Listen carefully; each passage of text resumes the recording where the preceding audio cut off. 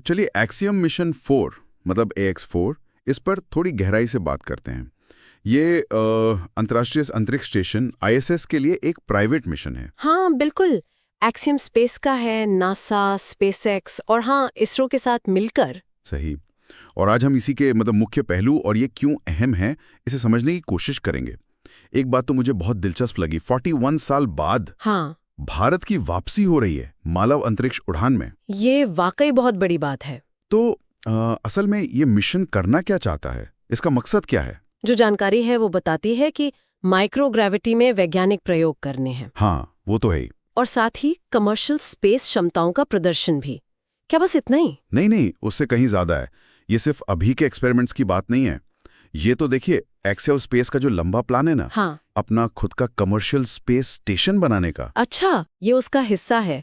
और साथ ही ये स्पेस एक्सप्लोरेशन में इंटरनेशनल कोलैबोरेशन मतलब अंतर्राष्ट्रीय सहयोग को भी बढ़ावा दे रहा है एक नए तरीके से। कमर्शियल लेवल पर। बिल्कुल, ये भविष्य की जो लो अर्थ ऑर्बिट इकोनॉमी है ना, उसकी नींव जैसा है। और इस मिशन पर जा कौन रहा है, क्रू भी काफी इंटरेस्टिंग है ना। हाँ बिल्कुल। कमांडर हैं अमेरिका की डॉक्टर पेगी विटसन, काफी अनुभवी है। हाँ, पेगी विटसन तो मतलब लेजेंड है एक तरह से। और साथ में पोलैंड से स्लावोज उज़नास्की विस्नव्स्की। सही। और हंगरी से टिबोर कपू। हाँ, और भारत के लिए ये तो बहुत बड़ा पल है।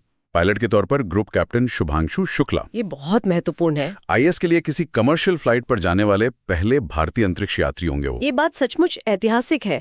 आप सोचिए, राकेश शर्मा का जो मिशन था 1984 में, हाँ। उसके पूरे 41 साल बाद भारत की वापसी हो रही है ह्यूमन स्पेस फ्लाइट में। 41 साल। और सिर्फ भारत ही नहीं, पोलैंड और हंगरी के लिए भी दशकों बाद ये ISS तक पहली सरकार समर्थित उड़ान है। अच्छा, उनके लिए भी ये पहली है इतने सालों में। हाँ, दशकों में पहली। तो अगर हम इसे बड़ी तस्वीर में देखें, ये जो पृथ्वी की निचली कक्षा है लियो, लोअर्स ऑर्बिट, हाँ। उसका जो लगातार कमर्शियलाइजेशन हो रहा है मतलब व्यावसायीकरण, हाँ। ये उस तरफ एक और पक्का कदम है। हाँ। ये बदल रहा है कि कौन स्पेस में जा रहा है और कैसे। सही कहा। अच्छा, लॉन्च की बात करें तो स्पेसएक्स का क्रू ड्रैगन यूज हो रहा है फाल्कन 9 रॉकेट से। हाँ, वही स्टैंडर्ड सेटअप है अब तो। और क्रू लगभग 2 हफ्ते ISS पे रहेगा। जी हाँ, प्लान यही है।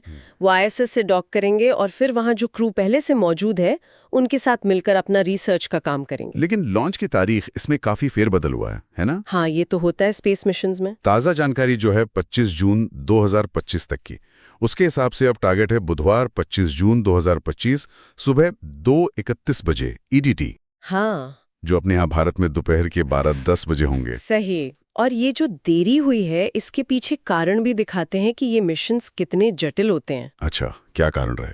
देखिए, फाल्कन 9 रॉकेट की वायरिंग हार्नेस में कुछ प्रॉब्लम थी। ओह। फिर एक ऑक्सीजन लीक का भी इशू आया था। अच्छा। और यहाँ तक कि ISS का जो रूसी हिस्सा है ज़्वेज़दा सर्विस मॉड्यूल, उसमें भी कुछ दिक्कतें पता चली।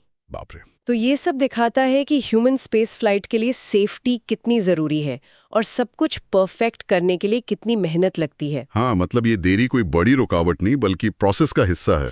बिल्कुल बिल्कुल, खासकर जब कमर्शियल कंपनियां इतने स्थापित सिस्टम्स के साथ इंटीग्रेट कर रही हों, सेफ्टी सबसे पहले आती है। तो अगर हम सार निकालें, एक्सियम मिशन 4 एक मल्टीनेशनल कमर्शियल मिशन है। हाँ, ये ना सिर्फ साइंटिफिक रिसर्च को आगे बढ़ा रहा है बल्कि भारत के लिए मानव अंतरिक्ष उड़ान में एक बहुत अहम वापसी है। सही। और साथ ही स्पेस के कमर्शियलाइजेशन की दिशा में एक और मील का पत्थर। एकदम सही कहा।